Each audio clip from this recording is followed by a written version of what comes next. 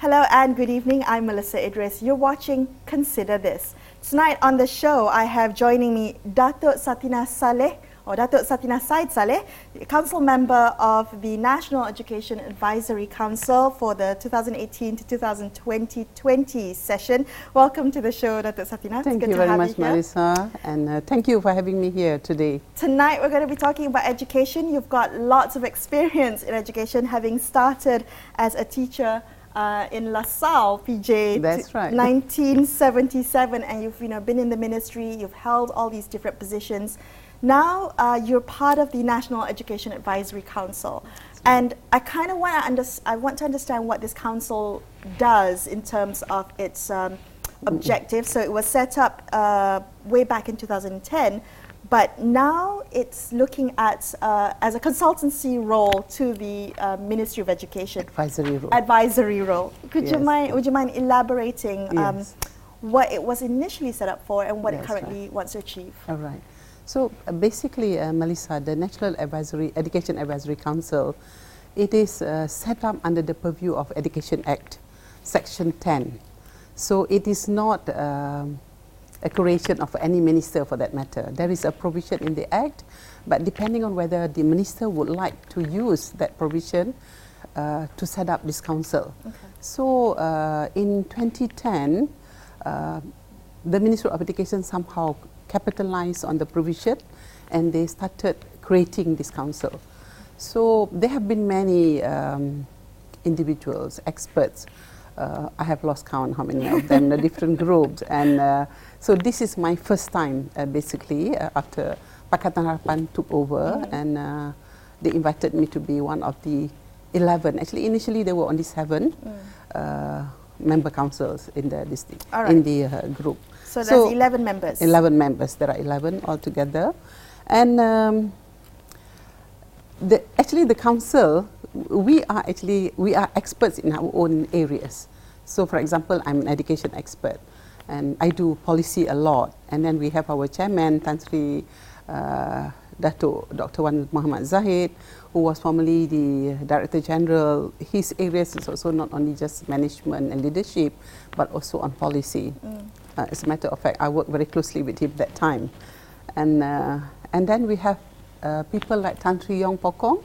Okay. He's actually an industry captain. But also very passionate about the education system and education reform. Indeed, indeed. He is one man that should not have time at all, but he has time. So what I'm trying to put across, the level of commitment that all 11 of us are having in making this council, advisory council, a working one. So what is the council's main role? What does it hope to achieve? Yes, the first thing that our role actually is to give independent advice, opinions, even to a certain extent suggest problem solving to the Minister of Education. The government in Malaysia, but we work closely with the Minister of Education. So in fact, as a matter of fact, we even have our own chat group. So for efficiency. Yes, for efficiency. And the minister is free to seek advice from us. Just for example, that he has some issues on the ground. So they just say, Tan Sri, probably can we get the team to come and meet me?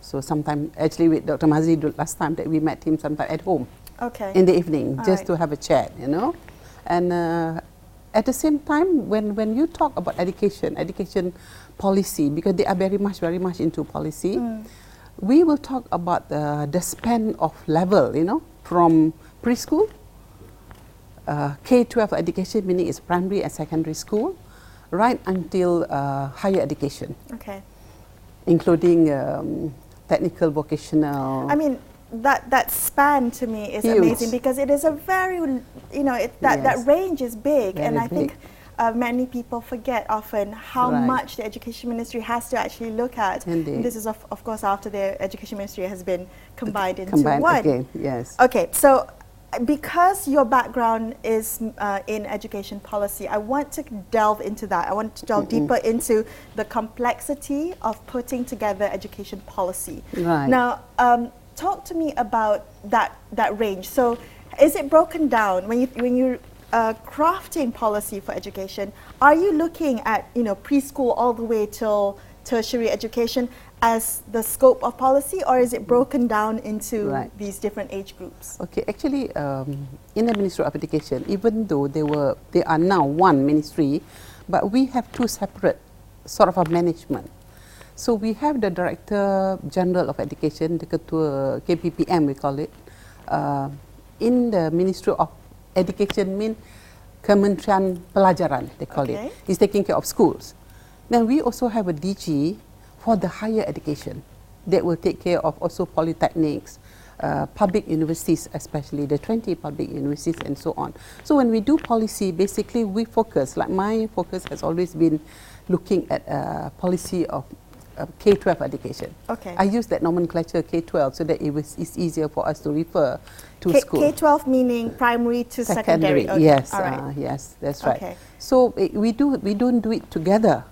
We have to look at. I think if you are aware, in the system of education, the most sought after by parents, they have got their own views, actually when they are in school.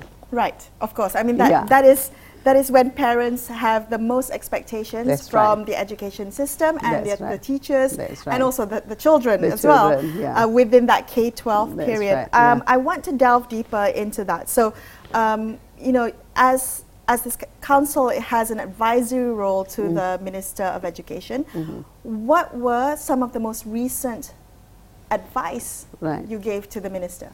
Okay, actually, I think many of us are educationists. Some of them are professors and expert subjects.